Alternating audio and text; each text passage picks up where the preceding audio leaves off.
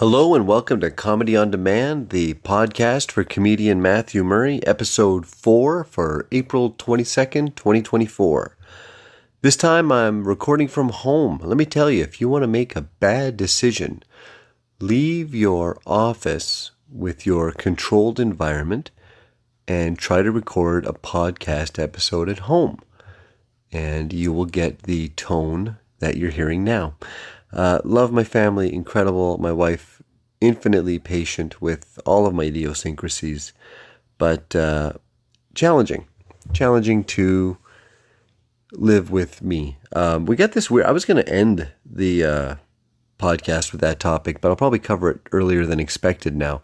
But first, I just want to let you guys know I have a new show, April 27th, this upcoming Saturday at Taps here in Saskatoon. The legendary Mike Dambra will be headlining, and Jarvis Sawatsky is putting it together and promoting it.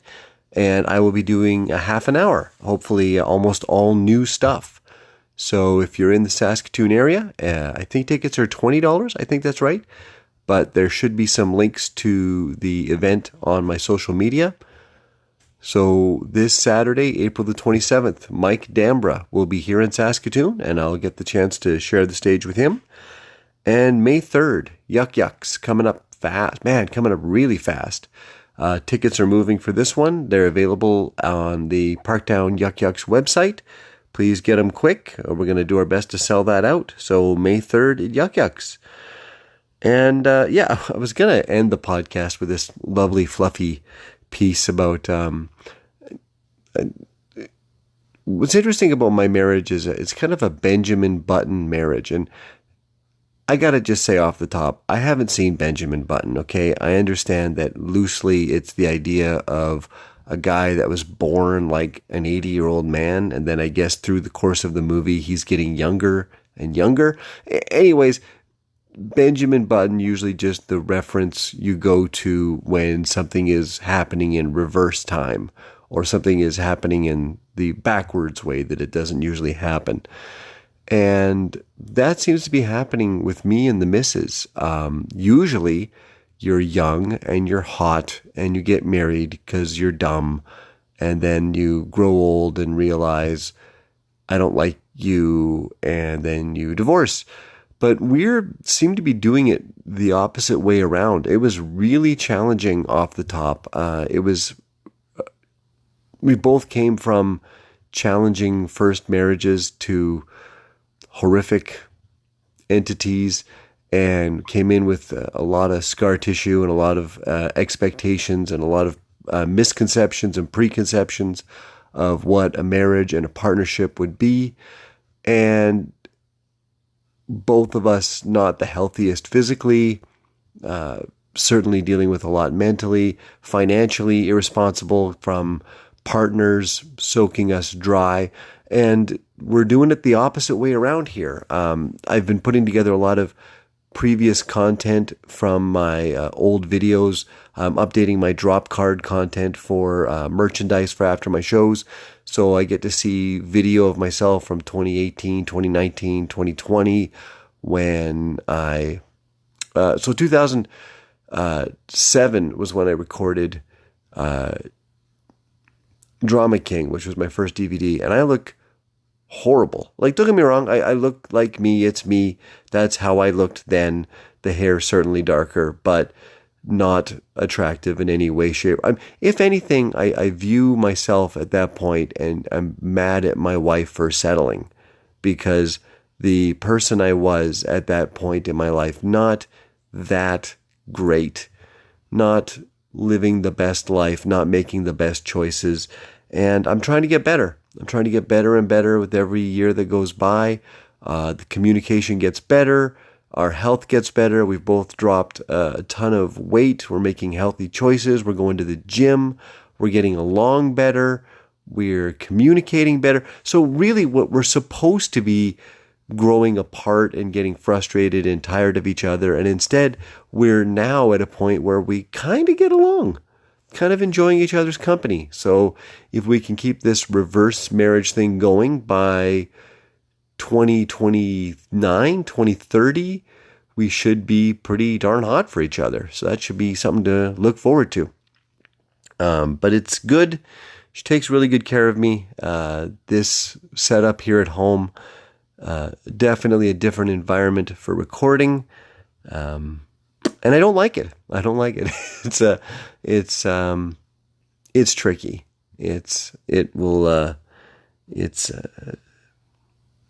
Yeah. I also really am enjoying the fact that I'm not going to let myself edit this. I really don't want to be a podcast that's mired in edits and cuts and retakes. These just go the way they go, and we see how they go. But let's talk about something semi-entertaining. Yorkton had a fantastic show last Saturday night with the Yorkton Terriers having an incredible hockey banquet. This was hockey inside and out. This was I didn't know what a Calcutta, I thought Calcutta was a place, but they did a Calcutta. I was to be the MC, and usually as an MC of an event, before I say anything about it, huge shout out to the community for rallying around the Yorkton Terriers. Thank you very much for having me. Huge thanks out to Terry Ryan, Jeff Odgers, the guests of honor. The organization put together a 5-star event, and with over 500 tickets sold, it was huge, and I was thrilled to be a part of it, and thank you. Boy, hockey is really a thing that I don't speak. I mean, I like hockey. I find it entertaining. I'll go to a game. You got some tickets. I'll watch probably the last 2 rounds of the Stanley Cup Finals and the odd regular season game if I'm in a sports bar, but I don't talk hockey. Okay, I can't just say a name. Like, I was at a table of guys and they just say, "Oh, who do you got?" I got Edmonton. Oh yeah, because of, like, I can't even make up names of players to use as comedic examples in this joke. Like, I can't say that they said the name, like Connor McDavid. That's the only one that I would know that's popular enough. They'd be like, "Oh yeah, oh Connor, because he's got that thing and the guy." But that's all they do. The whole conversation is just name of player. Name of other player though.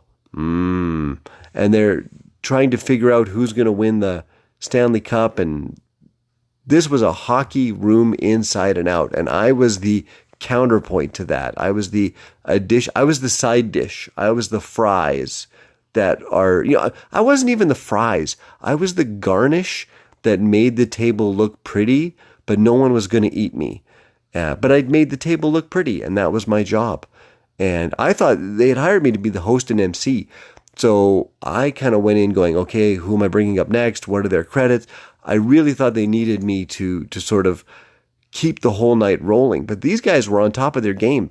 When it was the guy's time to go up and do the grace, he just went up and did the grace. And they really just needed me to cover the time they had scheduled for me. So once I figured that out and calmed my jets a little bit, it was great. But they did this thing called a Calcutta, which apparently is they auctioned off the 16 teams that are in the Stanley Cup playoff. And then, so if you won the auction, you got to pick which team you thought was going to win the playoff.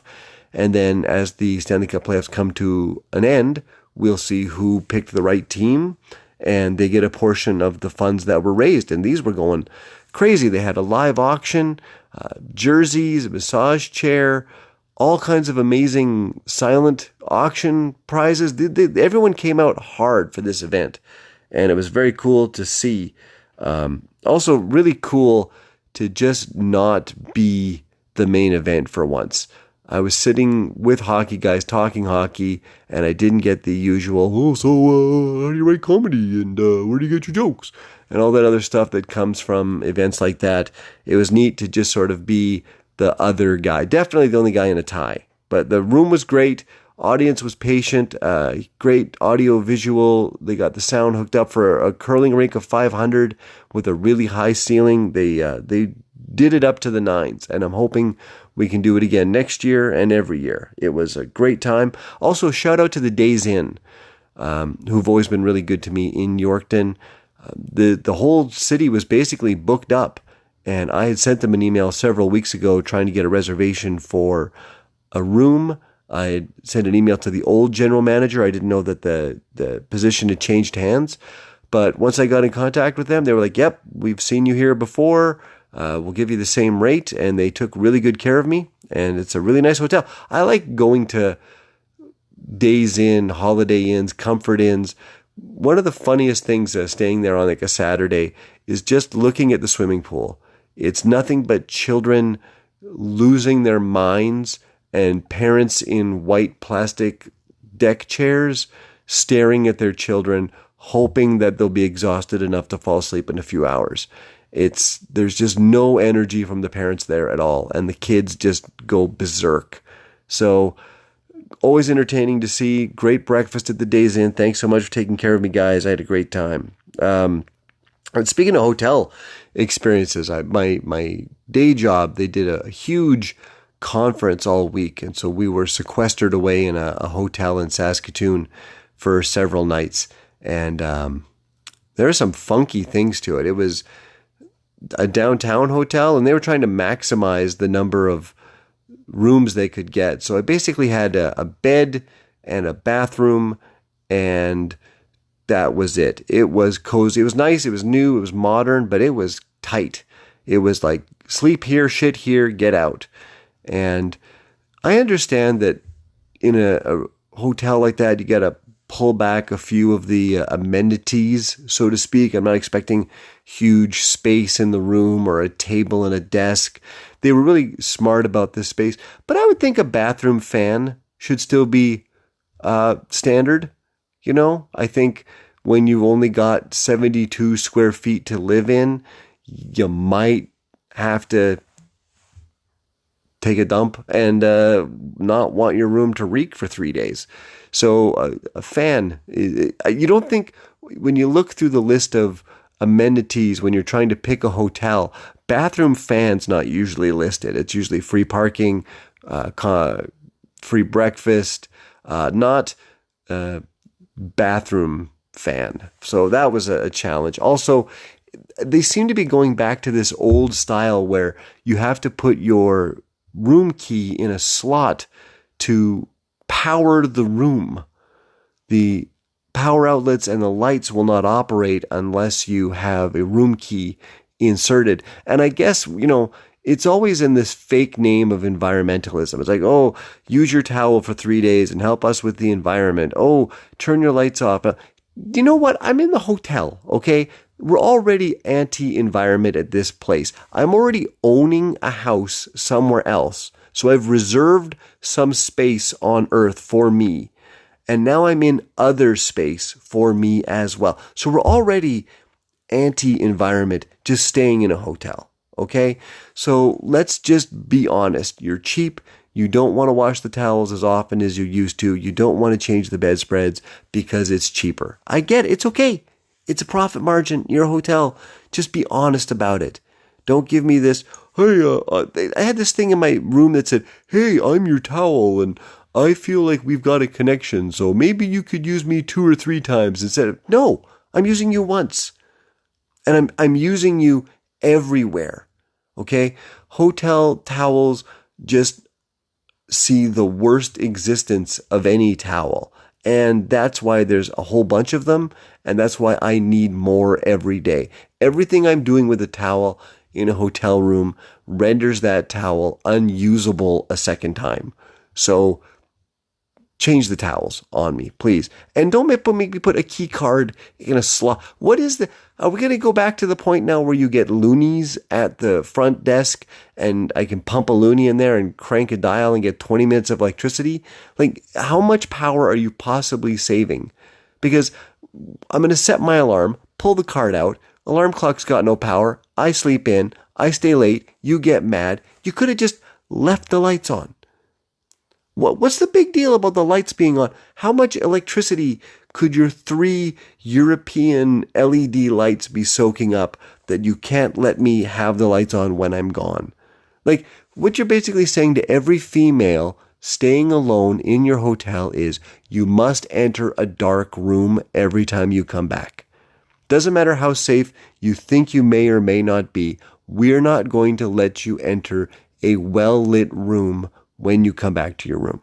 So in the name of money, I get where you're going with this, but save the money in the smart places. And if you're going to have 14 floors of hotel rooms, you might need more than 25 parking spots. Just basic math. I get it. You built downtown, but if you're going to dig underneath and do an underground parking, you probably need 40 spots minimum.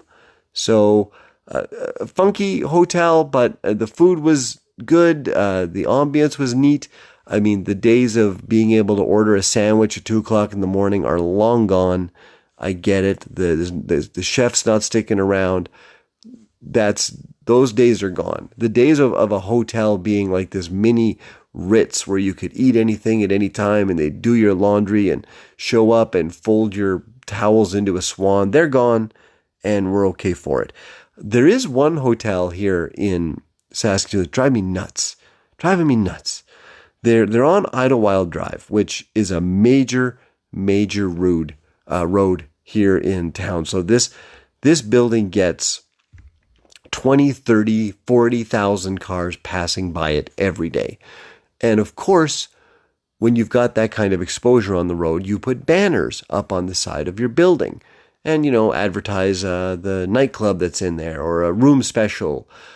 But these guys have consistently, for the last 8 years, put the absolute worst I'm not talking like a little poster. I'm talking like a 40-foot by 40-foot banner hanging down the side of the building.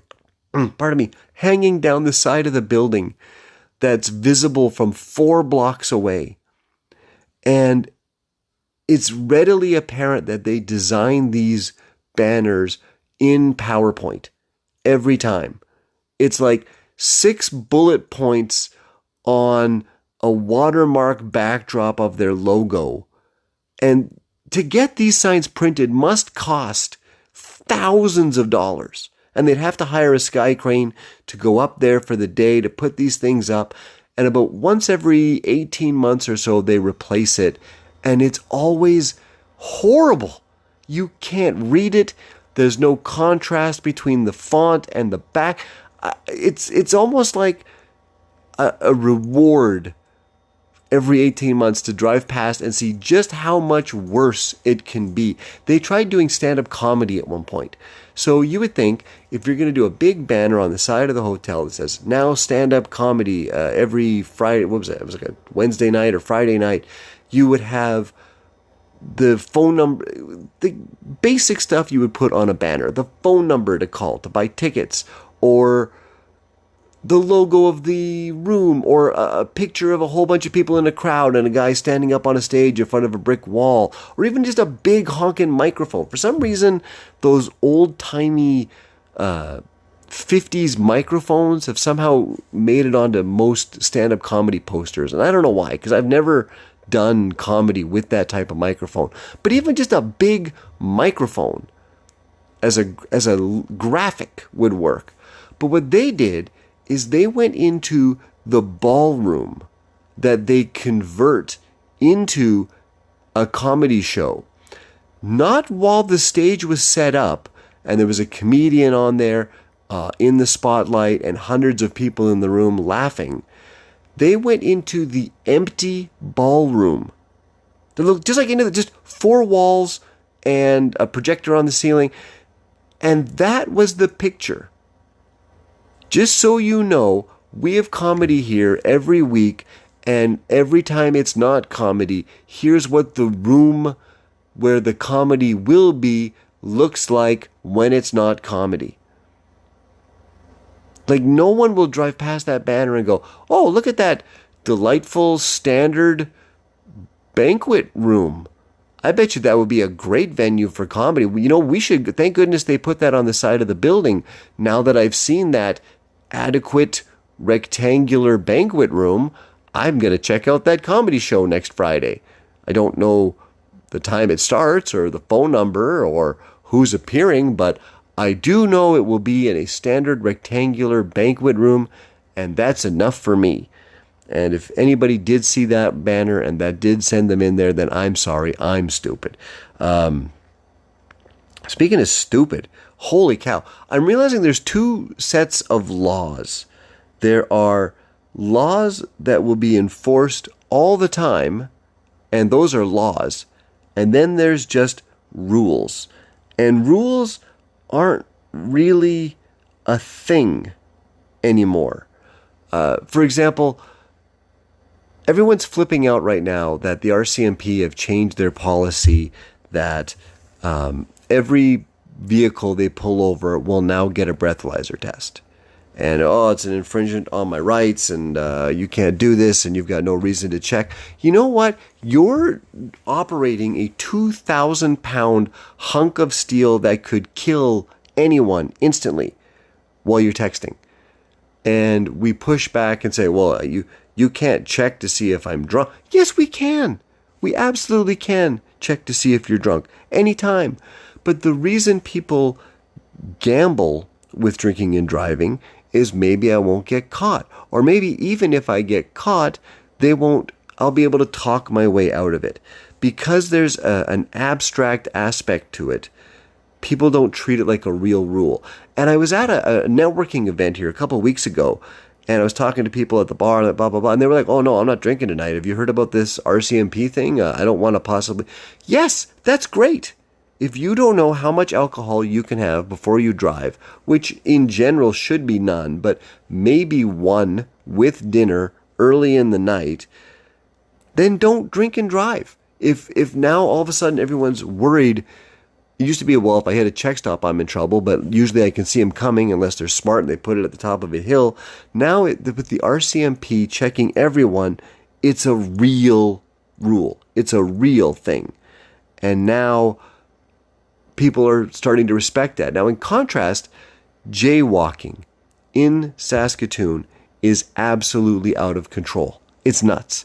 I have done bits about it, how people will just stagger across the street, but now it's to the point where people will run through a busy intersection on a diagonal against the light because they will never, ever, ever be ticketed. And a lot of these people are no one's okay with getting hit by a car. I'm not trying to say they're trying to get hit by a car. I'm just trying to say they're okay with getting hit by a car. They're okay with getting nudged by a car. They're pretty confident that at that particular location, they're not going to get plastered at 90 kilometers an hour. They're going to get bumped, and they may even be okay with the scenario where that happens. But the jaywalking is nuts in downtown Saskatoon, all the way down several of the major roads. And it's nuts because the law will never be enforced. I've never, ever seen a police officer pull someone over and write them a jaywalking ticket. I don't even know how much a jaywalking ticket is. Is it like, what, $8? Is it $4? I have no idea how much it is. But because it's never enforced as a law, it's not a law. It's a rule. It's a suggestion. And that's the difference between a law that is constantly being enforced is now a law and a rule. And a rule doesn't matter. So jaywalking does not matter because you'll never get a ticket. And now it's crazy. I don't know what we're going to do about it. What's going to happen is, unfortunately, someone's going to get just drilled by probably a drunk driver trying to avoid an RCMP check stop. And then it'll be a news story and we'll get a debate. So that's my angry old white man rant for today. I gotta tell you, I'm grouchy. I'm having it. It's the 170 by what is it? I had a good phrase for it. It was Wake Up 170. There, Wake Up 170 is going is waking up to my worst nightmare. One of the things about this all week company conference, I ate everything. I ate burgers at 1 o'clock in the morning. There's a phenomenal bakery shop on the main floor with chocolate-filled croissants and I'm not kidding, literally 14-layer chocolate cake. And between that and all the free food that was just piled outside the boardroom all day, every day, and the snacks and the drink I've been drinking a lot.